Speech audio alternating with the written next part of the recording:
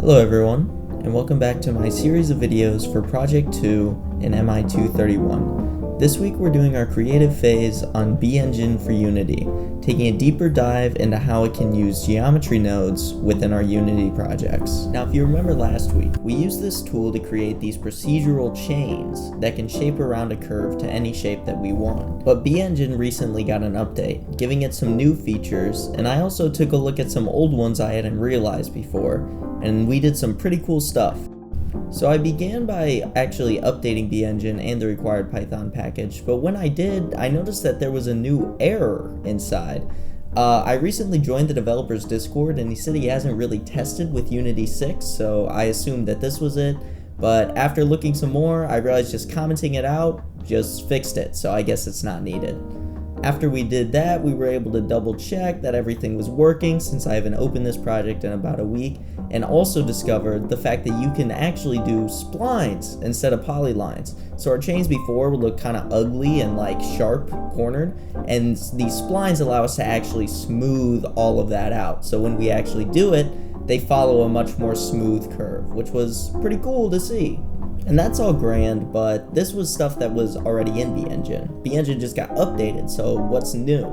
Well, what was added was tilt. It now says in the documentation, tilt is supported, which isn't very clear, but I was looking up tilt and like what it means to Blender, and it seems like something, and I don't really understand this, I don't think I have it right, but it seems like it's for orienting objects around a curve correctly and getting them to actually like follow that curve.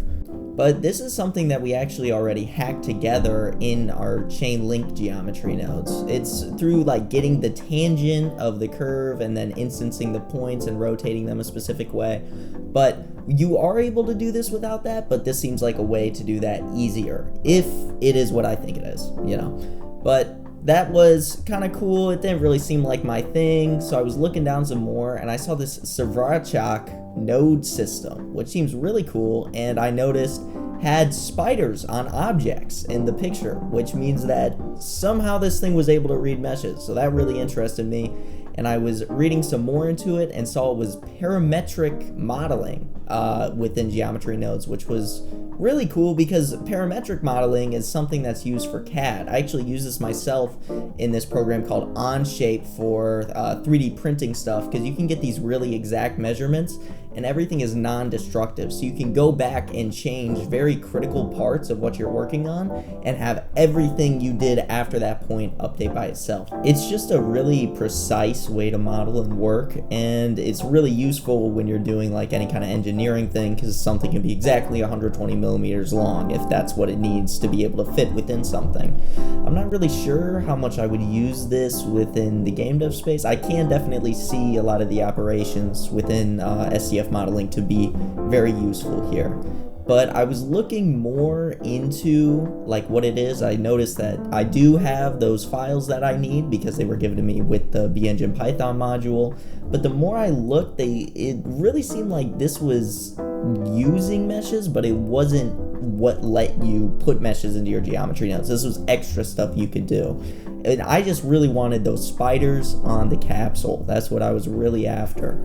So then I went back into the documentation looking up earlier stuff, and I saw more proof that this could be done in the bEngine terrain component. It says that you can take a Unity terrain and then get bEngine to treat it as a mesh input, right? So it looks like they're just putting it into the object sampling thing, which is kind of what I thought you might be able to do last week, but I was like, there's no way it can really be this easy.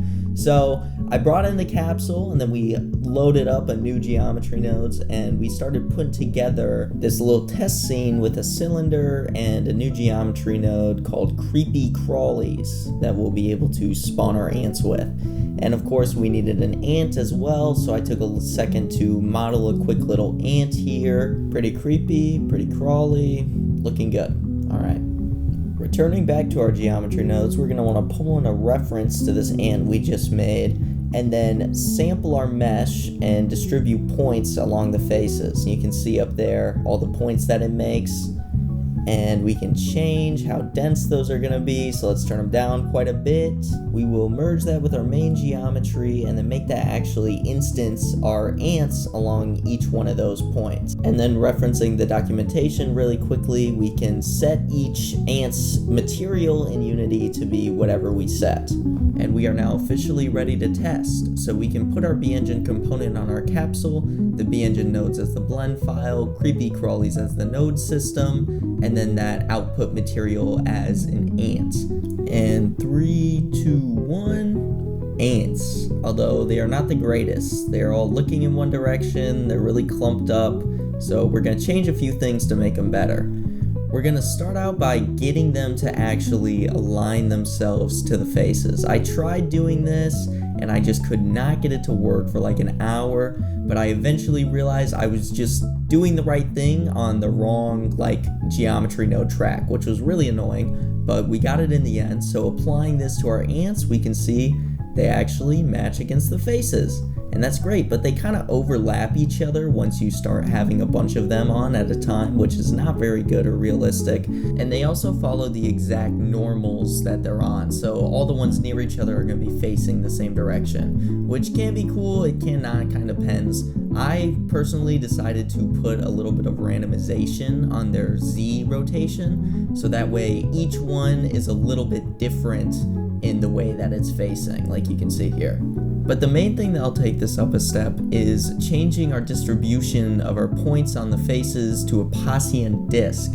And this allows us to set an actual minimum distance that 2 points can be together. And it'll let us make sure that no ants are overlapping. And we put in this density factor, and then we can change that on the fly. And I actually did a little bit of fancy math to have this automatically map with the scale of the ants, so that way you don't have to change two values, but you could also just control the minimum distance and then the scale separately. Going back into Unity now, let's see how all of our hard work has paid off. We can now delete all of our old ants and spawn in our new ones, and begin with some pretty big ones, and then go down and spawn some more small ones, and then a little bit of a Goldilocks thing. I think too small, too big. This is pretty good here. This is a good sized ant. We can put them on the floor, we can put them big on the floor, and we can even put them on this tank lid. Like any mesh this will work with, which is the super cool part. It's all procedural. In the end, I think that bEngine is an even more useful tool than I first thought, and I'm going to be using it all the time in every single project moving forward. Thank you for watching.